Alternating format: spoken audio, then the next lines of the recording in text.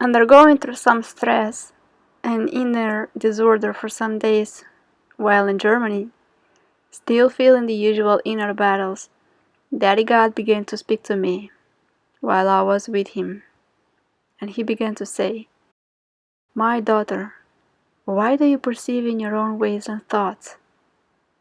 Why do you keep relying on your own understanding? I have cleansed you with my blood and redeemed you from the shackles of captivity. Why do you allow them to feed off of you? They do try to sneer at you at every corner and at each trial in an attempt to get the best out of you, sucking into themselves and leaving you shriveled. I know how hard it is to deal with mental and emotional oppression, but hold fast. Do not give in to discouragement. Do not forsake the good path chosen for you. Apart from me, where would you go? To whom will you run for shelter, healing, and comfort? Nobody can give you that, for only I can give it to you. It is pleasing to me to see you walk and stand during each test and trial. Things will not go lighter, I must say, but I make them lighter for you when you gaze at me in tune." And I said to him, "It's just that there is so much misunderstanding, more than I perceive, I bet. Like I said during the supper, Lord, the more you bless me, the more wretched I perceive myself to be." "You are blessed to perceive your wretchedness," he said. "Your eyes are open to your nature state, to your faults, your mistakes, because you need to see the big plank in your eye before you tell your brother of the speck in his eye."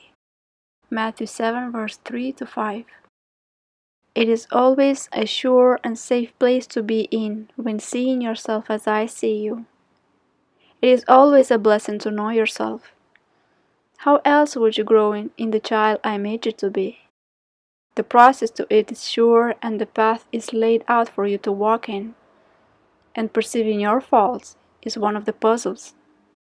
See it as having open eyes. You realize and see clearly more and more the weaknesses you have.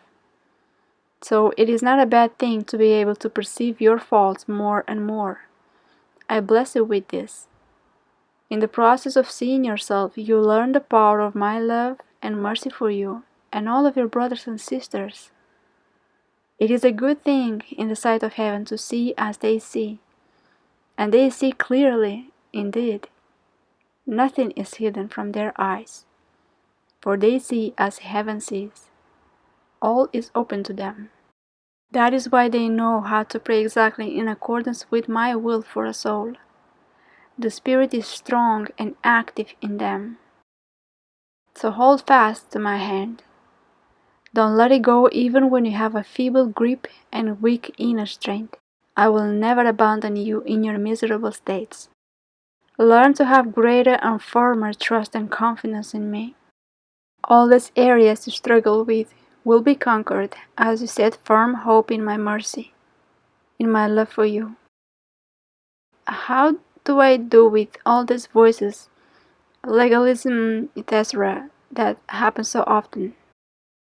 He answered, "I have given you my truth, His word. Study it and wrap it deep and upon the walls of your conscience. Who I tell you that you are, that is who you are. The promise I give you, those are promises to stand on, firm like flint. Part of this is also a suffering and a cross. It also serves to build you up in areas of your character. Nothing, absolutely nothing of what I allow is to cause damage to your persona. This is to bring out your true God-given persona. You have noticed that through each trial I allow, gradually there are more and more inflated sparks to domain and overcome the weakness perceived during the trial. The trials expose weakness. My Spirit insufflates more fervently upon your soul to be zealous in spirit and truth to overcome, to be made pure. He gives you the inspiration not to crumble under the weight of sins perceived, nor of weaknesses and new faults brought to the surface. Can't you see how blessed it is to see it? He had a strong, zealous ardor. Everything is for the good of a soul. So cast not your soul into an abyss of dismay and misery. Cast yourself into my arms, and have the mind of a child who trusts. Daddy is here to keep you for eternity. I am building you up, and I love you greatly each day and night. Allow the falls you have to shape you in humility. Do not go on tormenting your soul for falling.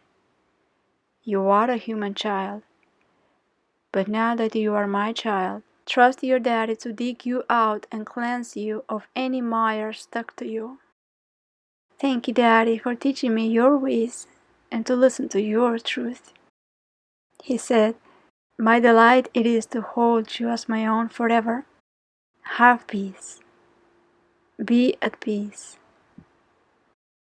You are not so much troubled, are you, Daddy?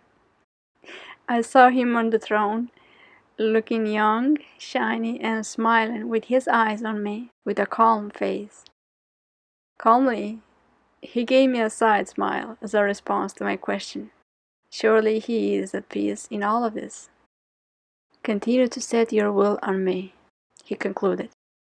And I had taken the time afterwards to take my meal, even though it was 3 p.m. And as I was eating, I realized a quiet, calm, peaceful air was over me. I am at peace, no longer in a rush of disorder that I sensed for a few days now. Truly, like he said, his word manifested and took place that day. It was an inner peace that lasted for the day, and even the next days ahead.